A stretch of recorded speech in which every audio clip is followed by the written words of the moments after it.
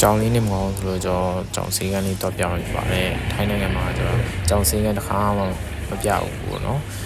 ကြောင်စည်းကမ်း Rama 3မှာရှိတယ်ဒီမှာစည်းကမ်းကိုတော့ဆိုင်ငယ်လေးပဲတွားလိုက်တယ်ဆိုင်ငယ်လေးနဲ့တွားပြီးတော့စည်းကမ်းကိုရောက်တယ်ပေါ့နော်စည်းကမ်းတော့ကြီးပဲစီကြီးမဲ့ပုံပဲ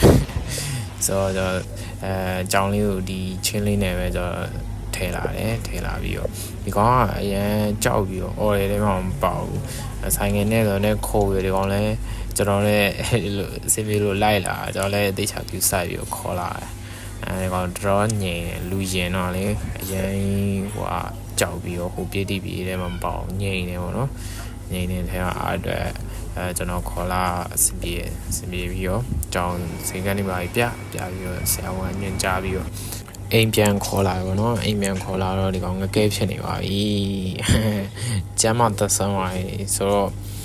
အဲ့ဒါဘယ်လောက်ကုန်သွားလဲဆိုရင်4600ကျော်နီးပါးလောက်တော့ကုန်သွားတယ်ဒါပေမဲ့ကြောင်လေးနေမြန်ကောင်းသွားပါပေါ့နော်ထိုင်းနိုင်ငံမှာကြောင်စည်းကမ်းပြပထမဆုံးတွေ့ကြုံ